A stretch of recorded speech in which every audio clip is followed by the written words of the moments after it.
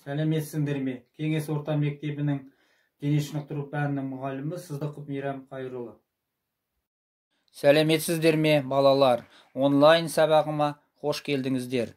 Бүгінгі сабағымыздың тақырыбы қазақтың ұлттық ойыны тоғызқұмалақ. Сабақтың мақсаты жарыс кезінде әділ ойнау, патриотизм және ынтымақтастыққа жататын мінез құлық көрсетуді талқылау және бейімдей білу. Сабақтың мақсаты тоғызқұмалақ ойынының ережелерімен таныс болады. Балалар сабақта алынған білімдерді практикада қолданады. Яғни тоғызқұмалақ ойынын ойнайды. Ойын ойнау кезінде тұздық қоя алады. Тоғызқұмалақ ойынына сәйкес қауіпсіздік сақтау ережелерімен танысыңыздар. Бірінші, тәртіпті сақтау. Екінші, бірін-бірін итермеу. Үшінші, құмалақтарды тастамау. Сабағымызды бастамас бұрын жалпы дамыту жаттығуларын орындаймыз. Көзге жаттығу жасайық. Бас қозғалмауы тиіс. 1 дегенде солға қарайсыз, 2 дегенде оңға қарайсыз, 3 дегенде жоғары, 4 дегенде төмен қарайсыз. 1, 2, 3, 4, 1, 2, 3, 4. Аяқтың арасын кең ашып тұрыңыз. Қолды белге қойыңыз. Басты оңға солға, артқа бұрып еңкейтеміз. 1, 2, 3, 4. 1, 2, 3, 4. 1, 2, 3, 4. 1, 2, 3, 4. Аяқтың арасын кең ашып тұрыңыз. Сол қолды жоғары, оң қолды төмен түсіріп, артқа алға қарай сермеңіз. 1, 2, 1, 2, 1, 2, 1, 2, 1, 2. Жүзу жаттығуы. Жүзген сияқты қонысты сермеңіз. Бұл иығы пен қолды жаттықтырып, омыртқаны түзейді. 1, 2, 1, 2, 1, 2, 1, 2. Екі жаққа қарай иілуді орындаймыз. Оң қолды жоғары көтеріп, солға қарай созыламыз. Қолды ауыстырып, оңға созыламыз. 1, 2, 3, 4. 1, 2, 3. Ойын тарихы. Тоғызқұмалақ ойынының сақ-ғұндар дәуірінен бері қарай 4000 жылдық тарихы бар. Оны түркі тілдес халықтардың ішінде қырғыз, өзбек, қазақ, қарақалпақ, түрік және алтай елдерінде ойнайды. Тоғызқұмалақтың қойшылар алгебрасы деп те атайды. Себебі бұл ойында алғашында өрісте қойларын жусатып жіберген қойшылар ойнайтын болған. Жерден ұя шұңқырлар қазып құмалақпен ойнаған.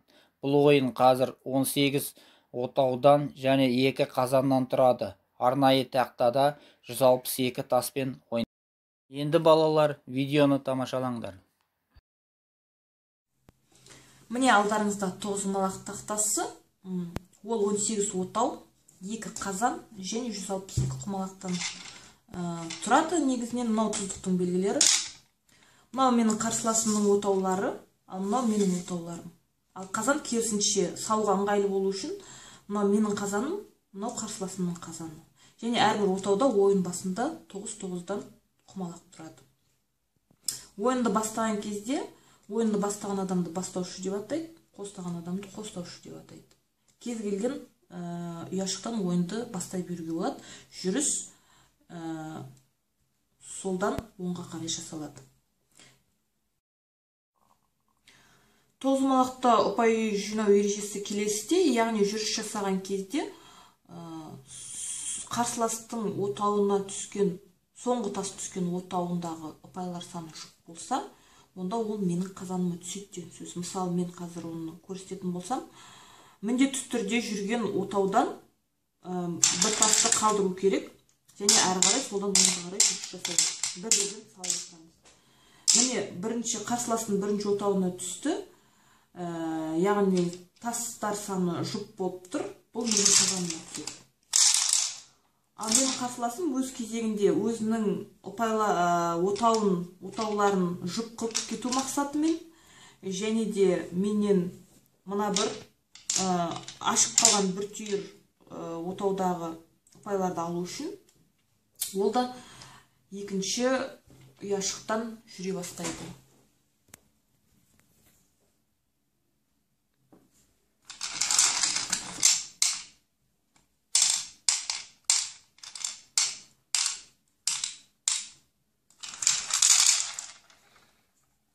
Мінекей осылайша жалпы ойынның басында көбіне бір реттен 10 тастан 2 ойыншы да алып алады. Ал әрі қарайғы ойыншылардың деңгейіне байланысты. Ойын ойнайық. Ойынның аты кім жылдам? Бұл тоғызқұмалақ ойынына қатысты сұрақтарға жауап беру. Тоғызқұмалақ қандай ойын?